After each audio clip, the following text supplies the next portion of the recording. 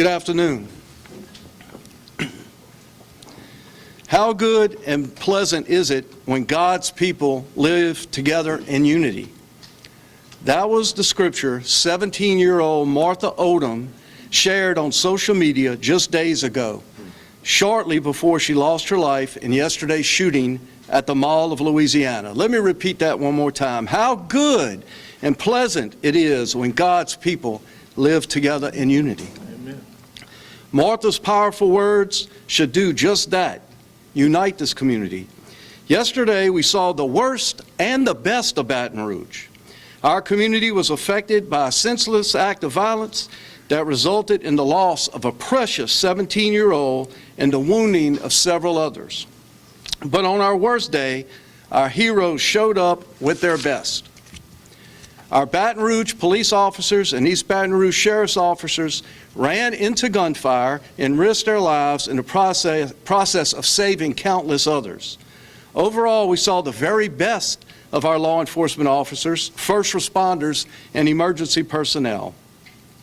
Within minutes, the full presence of our local, state, and federal law enforcement agencies descended on the Mall of Louisiana, quickly securing the scene and escorting people to safety. Almost immediately, law enforcement officials were able to begin identifying the suspects using security, camera footage, and other investigative tools. Within hours, multiple suspects were identified, apprehended, and brought in for questioning.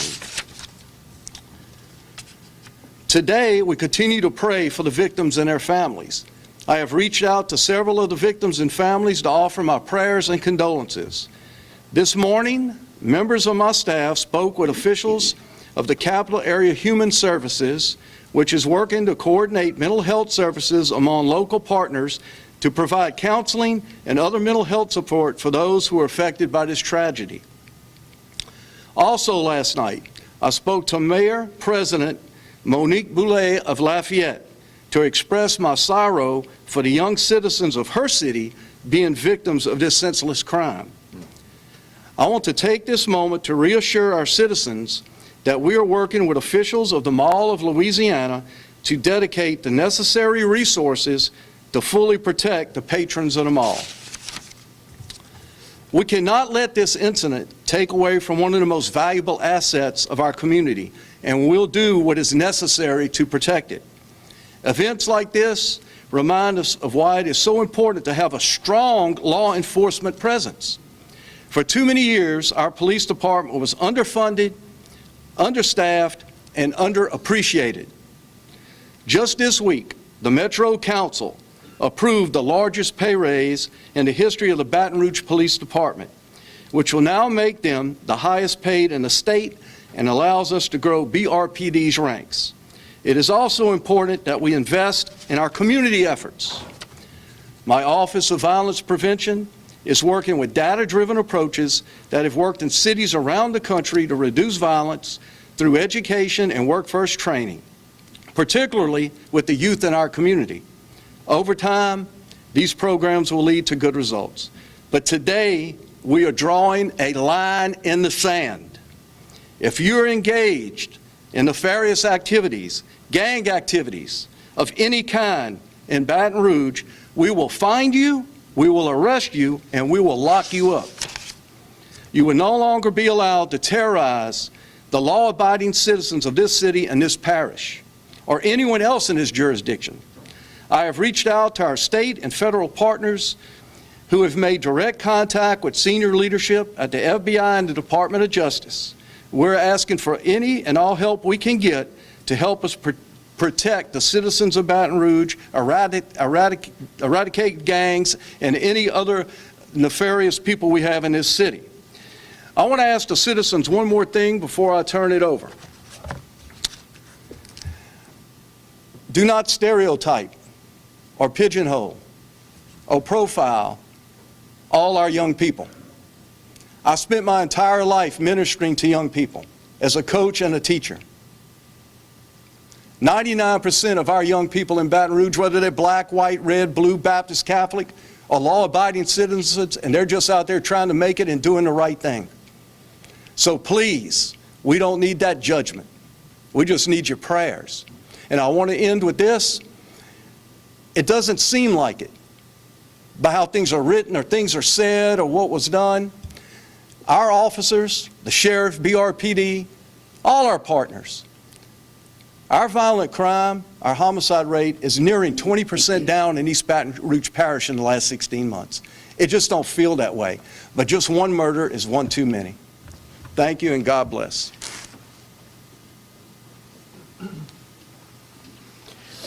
Someone asked me outside, what kind of word would you speak, or what was the first thing that came to your mind?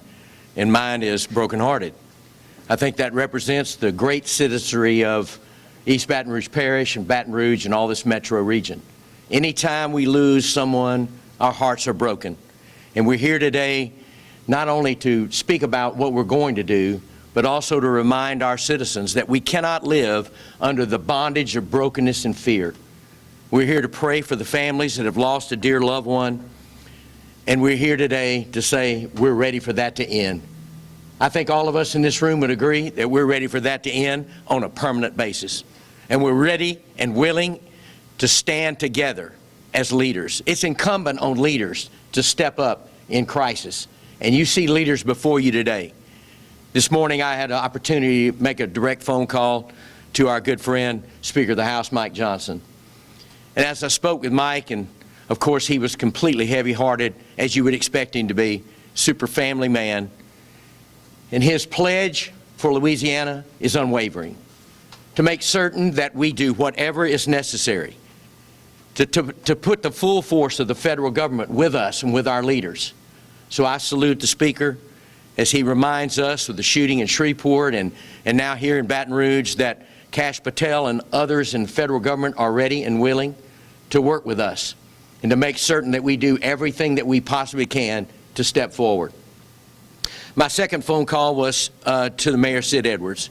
And Mayor, it's always great to work with you. Your heart is in the right place. I'm thankful we have a mayor that loves our citizenry, but yet stands for righteous acts. And today we have to say what is evil is evil. And what we've experienced and the heaviness you feel in this room today is evil, and we have to stand against it. And so, as we move forward, we must come together in unity. So, Mayor, we're here to support you. The mayor asked me if I would then step forward and call our good friend, Governor Jeff Landry. And without hesitation, he picked up the phone. And as we began to discuss where we are and what we were doing, of course, every time I picked up the phone and called the governor, especially on issues like these, his unwavering support. What we've seen in the movement in the city of New Orleans is great, and we're thankful for that. But we need his help right now in the city of Baton Rouge, and I'm assuring we're going to get it. We are asking for task force participation, what he has sent forth before, to come again to Baton Rouge to make certain that we have the boots on the ground and the necessary leadership to move forward with these that have evil daily on their mind, to make certain that we go against gang violence and that we treat it as such. You know, also, I called Mayor Dustin Yates, and Dustin's always, thank you, Mayor, for receiving my phone call, and we are unified on this matter. How could we not be? So, in my final words, I want to say this. The days of treating gang activity like a social symptom are over. We're now treating this insurgency as it is, and we will meet it with the full and unmitigated weight of both the federal and local authority. And right now, I hope some of the thugs on our street are watching this press conference. And I want to say to them, although they could continue in their ways, I want them to hear this. You have no idea of the unity in this room and in this city. And right now, you have no idea of what's coming your way. Thank you for having me today. Thank you. Thank you, sir. Thank you all for being here. I want to especially thank our leadership, Metro Council, see y'all in the room, and many of who came out to the scene yesterday. Of course, our mayor and governor. Thank y'all very much for your support. What we saw unfold yesterday was an extremely tragic and senseless act of violence. Our thoughts and prayers go out to the victims, their families, and our community as they are recovering. But what we also saw was how well equipped your Baton Rouge Police Department and all of our partners are to handle incidents on this type of scale. The collaboration was seamless and well executed. I have to thank those partners. From our Baton Rouge Police Department, the homicide detectives, major assaults, special investigations, CJIC, SWAT, the East Baton Rouge Sheriff's Office, VCU detectives and SWAT, the Louisiana State Police, the St. George Police Department, FBI, ATF, HSI, District Attorney Moore and his investigators, the medical response from the St. George Fire Department, Baton Rouge Fire Department, and East Baton Rouge EMS and Arlay the Lake Hospital, and of course our partners at Crime Stoppers. At 1:22 yesterday afternoon, shots rang out from the food court area of the mall. A BRPD officer assigned to the mall and an East Baton Rouge Sheriff deputy were in the area and ran towards the sound of that gunfire without hesitation. They were able to quickly secure the scene, begin rendering aid and calling for assistance. The quick actions of our law enforcement and medical professionals surely helped secure the scene and save lives. Tragically, Martha Elizabeth Odom, 17-year-old female from Lafayette, lost her life in that shooting. Donnie Guillory, a 43-year-old male, is still in the hospital undergoing surgery and is in critical condition. Right now, I'm ready to announce the arrest of Markel Lee, pictured behind me. Markel is being arrested for first-degree murder, 5 counts of attempted first-degree murder, and illegal use of the weapon. Our detectives worked throughout the night drafting an arrest warrant for Lee's arrest and executing a search warrant at his known residence.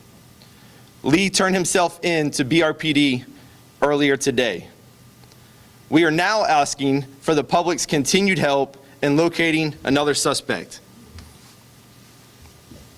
See if I can get that up.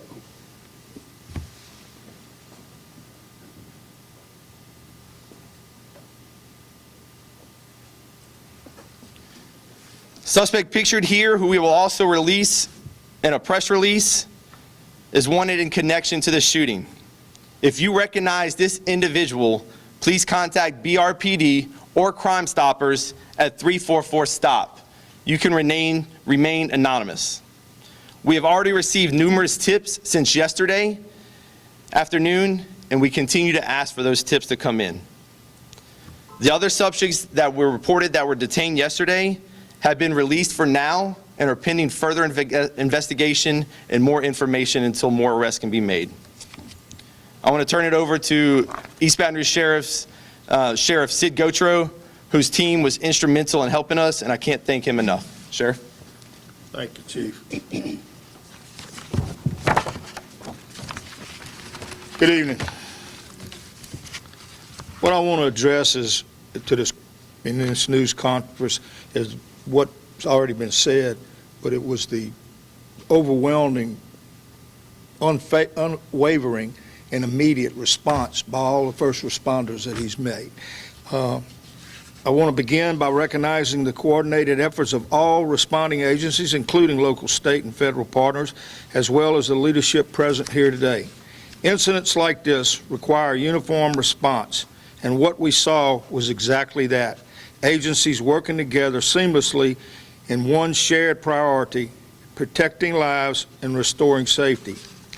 At the time of the incident, we had a community policing deputies who were working nearby. Actually, one was working in Dick's Sporting Goods, which was directly across from the food mart, and that's why us in Baton Rouge City were right there, had deputies and officers right there.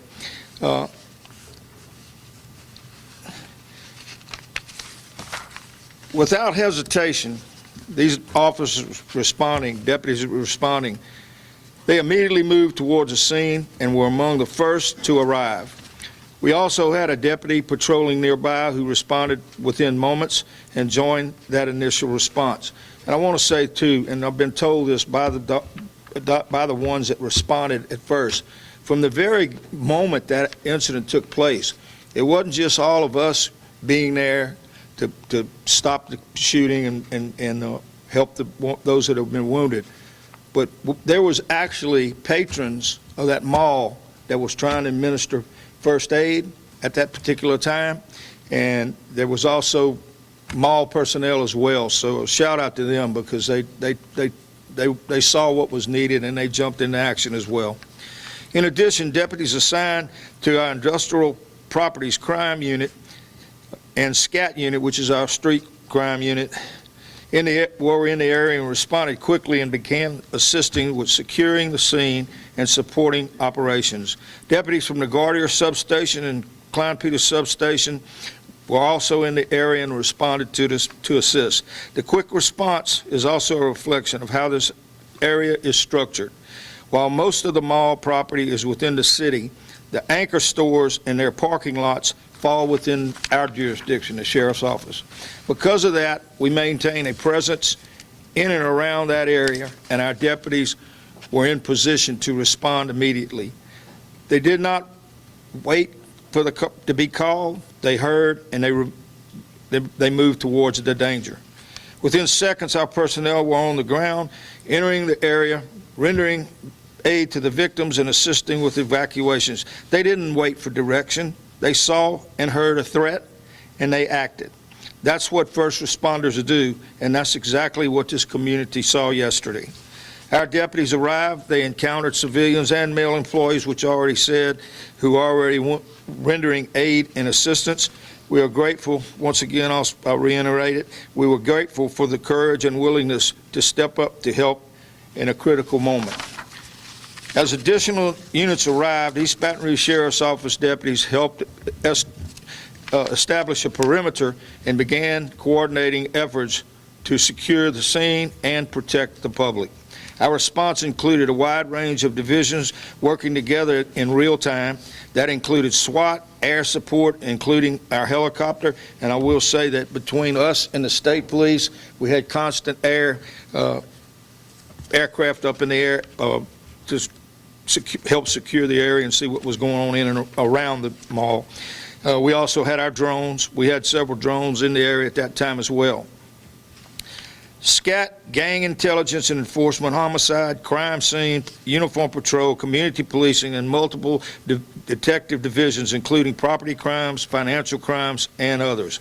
While much of what the public sees is that immediate response, I also want to emphasize the work that has taken place behind the scenes. Our gang intelligence and our enforcement division has been actively developing information related to this case, including gathering intelligence, assisting with surveillance efforts, and supporting ongoing investigative work. We're doing that with BRPD. Our personnel have remained fully engaged in this investigation, including assisting with the execution of search warrants and operational efforts led to in this case. What I can say is that this has been a coordinated, thorough, and ongoing effort involving multiple agencies working side by side, and you're going to see that continue till this crime is solved. Our deputies were there in seconds, and they stayed engaged every step of the way, and I'm extremely proud of the men and women in the Sheriff's Office and Baton Rouge City and everyone else that was there, because they all worked together as a team, and I can't emphasize that enough. I'm proud of those who already were there and took immediate action. I'm equally proud of those who responded, supported, and had continued to work this case around the clock. Their professionalism, urgency, and commitment to this community were evident from the very first moments of this incident. I also want to thank all of the partner agencies who responded and worked alongside us. This was not one agency's response. This was a unified effort, and that is exactly how public safety should operate and will operate in this parish. When we work together, we're stronger and better and safer, and we become equipped to protect the people that we serve. Most importantly, our thoughts remain with the victims and their families and everyone impacted by this incident. Events like this affect an entire community and we remain committed to doing everything we can to support those affected and ensure accountability. Our priority remains the safety of this community and the protection of those we serve. Thank you.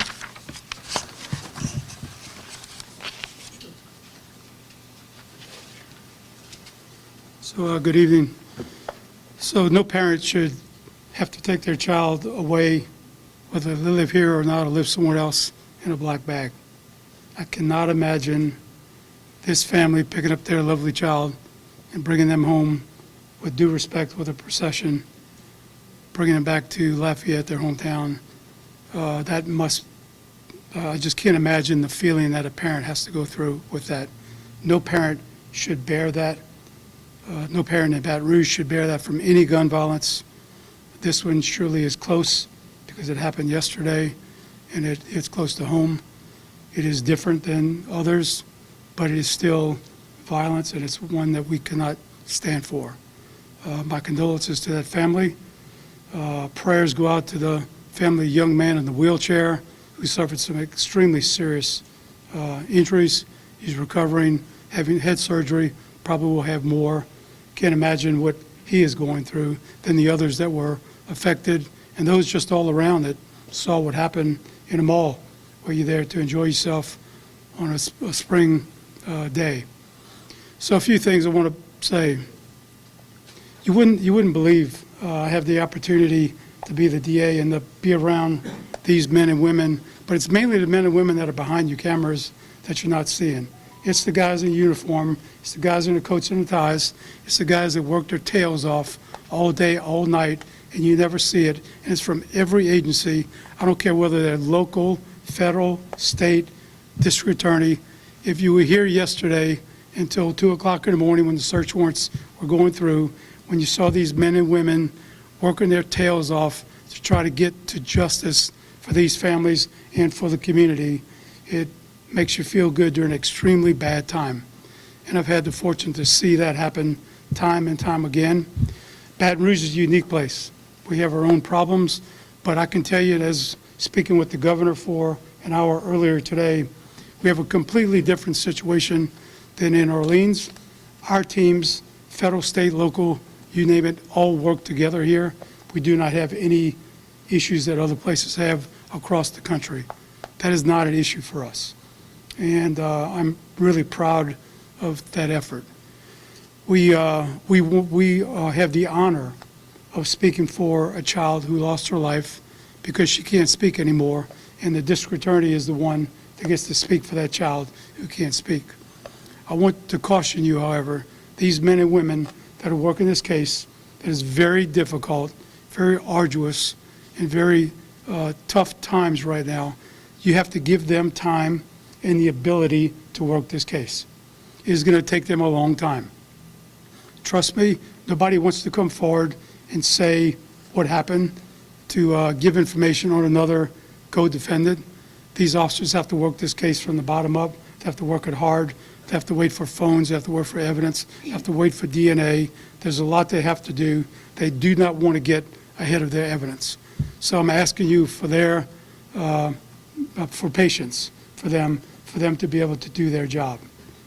As the DA's office meeting again with the governor today, we spoke about issues in Baton Rouge, and that is juvenile issues, truancy issues, education, gang group involvement, and how can we stop that? Because that is really where all of our violence stems from the home, from the family, or the lack of the home and the family, from a child not having respect, easily to take someone else's life because of no fear.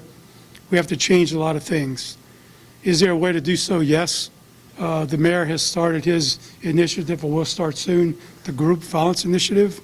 If you recall, back in the 2000s, 87 to 2000, we had a group violence reduction strategy. And at those 4 years, we had the lowest numbers of homicides ever in the city of Baton Rouge. We can get back to that by having a unified strategy. And that's what I hope is for. And I think that you'll see that happen, again, with the mayor's leadership, and then also with the efforts of state police and the federal authorities that we had, as we had last time.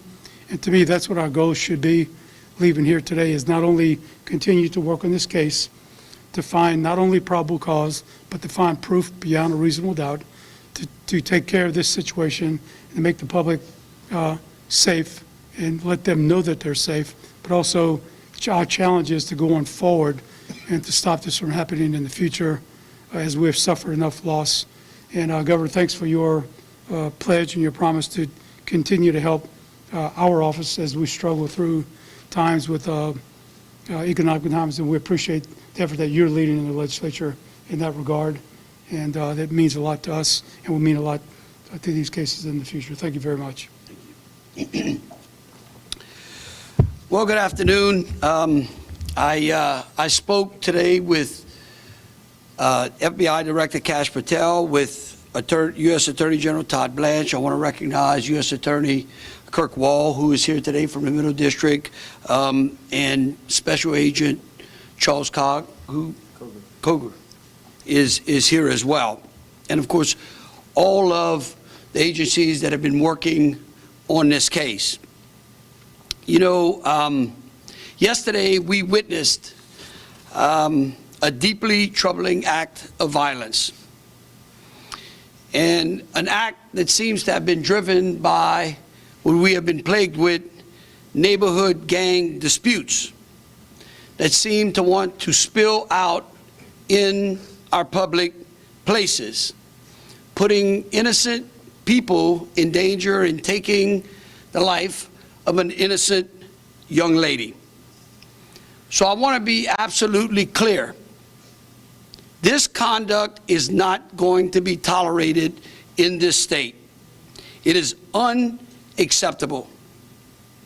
And the hard truth that we all need to acknowledge is that these individuals who were either arrested or are going to be arrested did not arrive at this moment overnight. Many started down this path as juveniles. And I'm going to say what many people are afraid to say. The beginning of this failure was at home. Parents have a responsibility to raise their children, to guide their children, to intervene with their children when things go wrong. When we find ourselves arresting juveniles for violent crime, somewhere along the way, those parents' responsibilities have failed. The arrest of that young man is their parents' failure first. But that responsibility doesn't just end with their parents. Our neighborhoods, our families, and our communities must also no longer turn a blind eye to this kind of violence. If you allow the kind of criminal behavior that is going on in some of our neighborhoods to take root, your neighborhood is no longer safe, and you are contributing to that problem as well. But I want you to know, to those neighborhood gangs, the consequences of yesterday are going to start being felt immediately. The second failure, of course, is on the individual who chooses to engage in that conduct, in those acts of violence. And there is no excuse, none, to bring gang disputes and personal grievances into a common public area where innocent people, one was killed and many were injured. If you decide you want to do that and commit those acts of violence in this state, we are going to hold you accountable. We are not going to allow our streets, our schools, and our public spaces to become your battleground. Those who brought this violence into our public spaces and into the lives of our ordinary citizens, innocent people, I want you to know you are now the criminal problem we are focused on. You endanger families, children, and people who were simply going about their day. In the state of Louisiana, along with our law enforcement partners on both the federal and local level are going to start responding swiftly and decisively. Now, I want to talk directly about our judicial system. You know, judges hold enormous power, but they are not social workers with a gavel. They are the final gatekeepers of public safety. And I'm talking about both at the state level and especially in the Middle District at the federal level as well. People say, we cannot arrest our way out of this problem, and they are right. But we can sentence our way out of this problem. So let me be clear. Judges who continuously release violent offenders back on our streets, who fail to use the full authority of their office to protect the public, are going to be held accountable. When judges refuse to enforce boundaries or consequences, they're not rehabilitating anyone. What they're doing is abandoning young people until a tragedy like this becomes inevitable. And you know what? That's not justice. That's negligence. That's masquerading around as mercy. The people of Louisiana expect judges to uphold the law, to apply serious consequences for serious crimes, and to prioritize the safety of our citizens above all else. If a judge chooses to hand down weak sentences to known violent actors, if a judge decides to turn violent offenders loose with minimal restrictions, if a judge fails to treat gang-driven violence without the gravity it deserves, I am going to call them out individually, publicly, clearly, and directly, and I mean even the federal judges as well. Because when a judge fails to impose the appropriate consequences, that failure should not fall on the state. It should fall on the judge's shoulders. And when they fail to do their job, they put innocent people in danger. I'm asking the legislature for a full, while the session is going on, for full and holistic review of our sentencing laws. I will support, again, reforms that ensure judges have both the authority and understand the obligation to keep dangerous individuals off of our street. We are no longer going to accept complicity on our bench. Everyone, including judges, will be accountable for public safety. And we're not just, and while we're talking about accountability in action, I'm asking that in coordination with local, state, and federal partners, including all of our law enforcement components, the National Guard, ATF, FBI, US DOJ, I'm asking them to prepare for a targeted warrant sweep focused on the individuals in the neighborhoods that these individuals came out of, or anyone who's connected to this incident. And I'm hoping that in the coming days, we will be executing warrants on every outstanding individual that is tied to this activity. Adults who enable juvenile offenders need to face consequences as well. And I'm sure we don't have a shortage of outstanding warrants here in Baton Rouge. And I am asking them to begin executing them. This is not a one-day response. I expect this to be a sustained effort. To the people of Baton Rouge, in every neighborhood affected by this kind of violence, I want you to know we are drawing the line. We are going to protect innocent lives, but we are going to start imposing some consequences. And we will not allow neighborhood gangs to terrorize our communities or go into public spaces and injure or kill innocent people. If you bring your violence into public spaces, you're going to face immediate and direct action from law enforcement across every level. As you can see, we're unified, we are coordinated, and we are committed. And I want to emphasize that public safety is a team sport. It means that the members of our community have to help us as well. It's fine to see police officers in uniforms, but you do just as important of a job as they do by giving us the information or letting us know about activity, criminal activity, so that we can stop that activity before it gets to yesterday's tragedy. I do not want Louisiana to be defined by lawlessness. And quite frankly, I want us to be defined as strength, the strength of our communities, and by our resolve to protect people. Thank you, and I'll take any questions that you all may have. I guess maybe we should start from left to right. Go left to right, only on topic right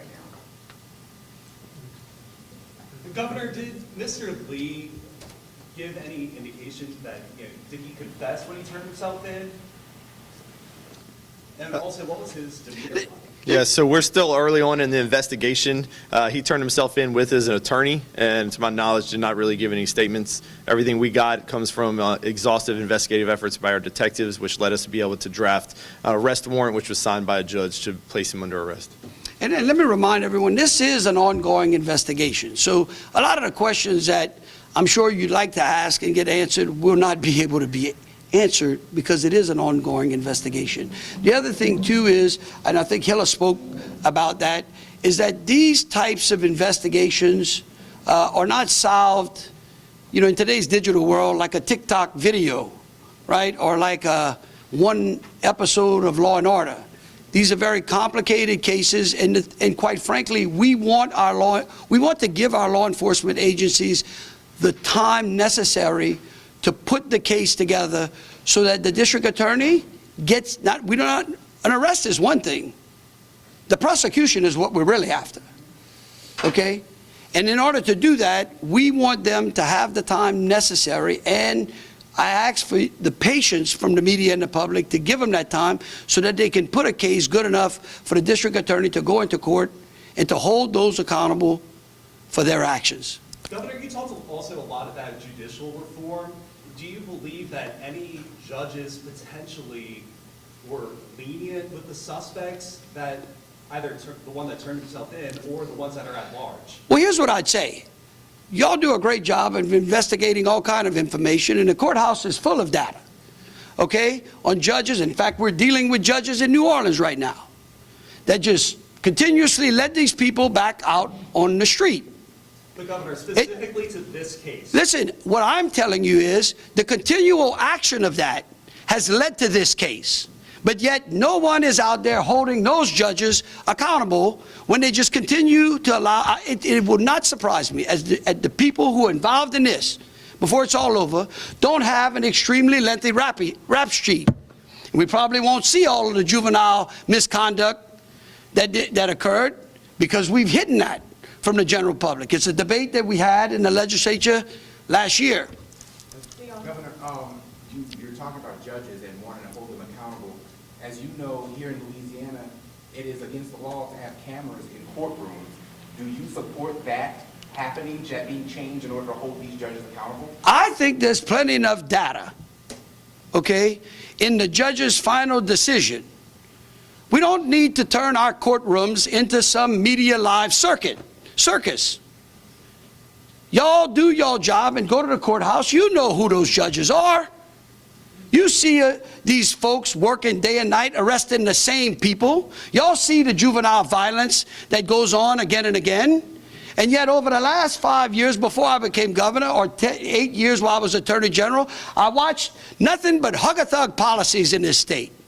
A watering down of our criminal justice system, not quite holding those accountable, forgetting the victims rather than focusing on the criminal, like the criminal was innocent even after proven guilty. This is the kind of violence that we end up with when we engage in those kinds of policies. And I'm asking the legislature to go back and look at the laws. In fact, people that go into common places and decide to engage in that kind of violence, we should put them away for life. I'm done with them. It doesn't matter how old they are. Somebody has failed. It's not the government's job to raise these people. It's common sense not to go into a public space with a gun and start shooting around blindly. We got 18,000 acres at Angola. If it's up to me, I'd send them all there for the rest of their lives. Next. Chief, this is a question for the chief. So the governor and State Senator Evans are the only ones who have used the word gang in this. Are the suspects or the people, the guy arrested, is this a gang thing? And if so, what gangs are involved? So, again, y'all are asking a lot of questions that I'd love to open our playbook and open all of our technology and give it to you, but we don't want to do that right now.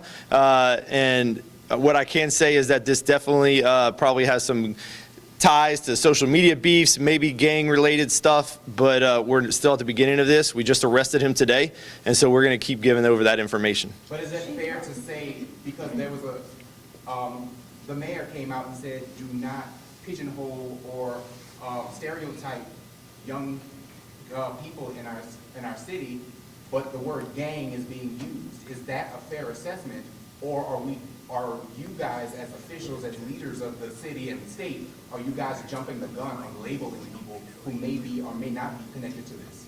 Yeah, so I think talking in general, we've been beating around the topic a lot lately. We do have some gangs in Baton Rouge, and those people we're going to be targeting. We worked with the district attorney's office last year to sentence people to in a grand jury get indicted for gang activity. We're going to continue those efforts for people that label themselves as part of a gang. You're on social media boasting that you're part of a gang, we're going to come after you. It's too early to say what ties this exact shooting happened. We know that this was not a random incident. We know that this was two groups of people that met up at the mall, exchanged words, and then pulled guns. And then innocent people were hit. Whether or not that was gang related or not for this incident, we will let you know at the appropriate time. But in general, in Baton Rouge, what these officials behind me are talking about is true. We have people in Baton Rouge that are proud to represent themselves as tied to certain gangs, and we are going to specifically target those people. So Chief, again, at this time, can you say yes or no, whether or not you believe it's gang activity? Yes or no? I was asking the chief, the suspects. Yesterday there were, excuse me, 5 people detained. Now we have 1. We keep asking the public, send us pictures, send us videos. Can you give us some more? How many people? Maybe not an exact number, but some more information to the public so they can call it in and tell you guys what's going on. So the people that we had detained yesterday were definitely people of interest. They were definitely involved in some way or the other. They, refused to answer questions. They lawyered up. We didn't have anything else to be able to hold them on. As this investigation continues, we work with our federal partners to have those ballistics analyzed by DNA. We do have all the rapid things that they are helping us to get answers quickly. We'll be able to give more answers. What we do know right now is Mr. Lee was arrested this morning. We had an arrest warrant for him. He has been arrested for first-degree murder and attempted first-degree murder, 5 counts of that. And we're also looking for this other suspect that we put a picture out of. If we can get his name and his identification, we might be able to start building a case against him as well. How many guns were used? Did Markel Lee have any priors? He has an extensive criminal history in the juvenile court system. Governor, you talked about judges. Can you give us something specific? We as media, a lot of us, we've all done our jobs as far as showing which judges keep dropping the ball, but what can actually be done to them for dropping that ball? Well, I can tell you, the people of the state, I believe it was last year, strengthened the Judiciary Commission. We are hoping to get some new members on the Judiciary Commission by the end of the year. It was unfortunate. We had one of the members that I appointed, former Supreme Court Justice Chet Traylor, got off because of what he believed was lax investigations by the Judiciary Commission on judges, and one pointedly being the one over in Orleans. I can tell you that the Supreme Court, they have started to take action. In fact, in the last year, I think they've suspended or taken at least 1 judge off the bench. I would continue to support their involvement in this. I think it's time. I mean, for a long time, judges seem to operate without any oversight. And so I would encourage the Supreme Court to continue to watch. I mean, we've got judges in Orleans right now where 50% of those brought before them in a judge trial seem to be acquitted. And I don't think that NOPD or the Louisiana State Police are that negligent in the cases that they bring before these particular judges. Look, a lot has been said about what we've done in New Orleans, and right now New Orleans is enjoying a 100-year low in its crime, and people have said, well, you know, Governor, can we do the same thing in Baton Rouge? I would tell you that we can't do the same thing in Baton Rouge as New Orleans because they're two different cities. But what I can tell you is that we have begun, and we're going to accelerate taking some of the practices and things that we learned in the city of New Orleans and bringing them here to Baton Rouge. In fact, I was talking to Colonel Hodges earlier about making sure that we retrofit some of our state police vehicles here in Baton Rouge the same way we've retrofitted them in New Orleans to deal with street crime and chasings that are going on, and either hijacking or stealing cars or whatnot. But we seem to have been able to do a good job in New Orleans. We'll bring that down here as well. We intend to be an asset to the Baton Rouge Police Department and the Baton Rouge Sheriff's Office. We're not here to take over anything. We're here to assist them and make sure that any gaps in law enforcement or tools that we can bring to bear, we'll bring to bear here in Baton Rouge. I know that our federal partners, I can't speak for the U.S. Attorney, but I know that they have been just excellent with the FBI and ATF in helping us bring federal charges to some of this activity, which seems to abate or change the conduct of individuals, because when you go to federal prison, you go for a long time. It's one of the reasons that we took parole out of the playbook last year. And so again, we're just going to crank down and focus down here in the capital city. Governor, do you foresee? Hold on. Who go? Governor, do you foresee? Where are you going now? Go ahead. Chief, this is for you. I wanted to just get a little bit of clarity. First, the four that were released, are they still persons of interest? And then second, do you have any more clarity today on how many actual shooters there were at the scene? So right now, we have one person in custody. It's really early in the investigation still. We have to give the detectives time. We have to give them time to do their job. When they're combing through that much evidence and surveillance video, we got to give them a chance. And we're going to give you those updates as we got it. The update we have right now is we have that one person in custody, and we are looking and asking for the public's help to identify this second suspect. And are the four still, is it fair to call them persons of interest still? They're still persons of interest, and we might have charges for them at a later time. Governor Landry, Yeah. 2 years ago, Go ahead. the set of criminal justice laws that made prison sentences longer. Are you considering any sort of additional special legislative session or anything like that? No, we're in a great session right now. I'm sure we've got bills that we can look at. I am going to be working with the leadership in the House and the Senate and asking the chairs of the respective committees to take a look, especially using yesterday's tragedy as an example of where we could be strengthening some laws. Again, I think that if you go into a public space and you commit that type of violence, maybe the sentencing is not fitting the crime. Maybe that will hopefully deter it. I think you have one last question. Yeah, I was asking about what happened to some robberies, taking this more information. So earlier today, we had a bomb threat called in Baton Rouge at one of our Jewish synagogues. We responded to that, searched the area along with some other partner, Sheriff's Office and ATF, our EOD experts and bomb dogs, and found that there was no credible threat. Governor, do you foresee the suspect in this case or any of the other potential suspects facing federal charges? I don't know. Look, it's an ongoing investigation. I think the chief and everyone has laid it out pretty clear, and I'm sure they're going to be giving more information to y'all as they get it updated.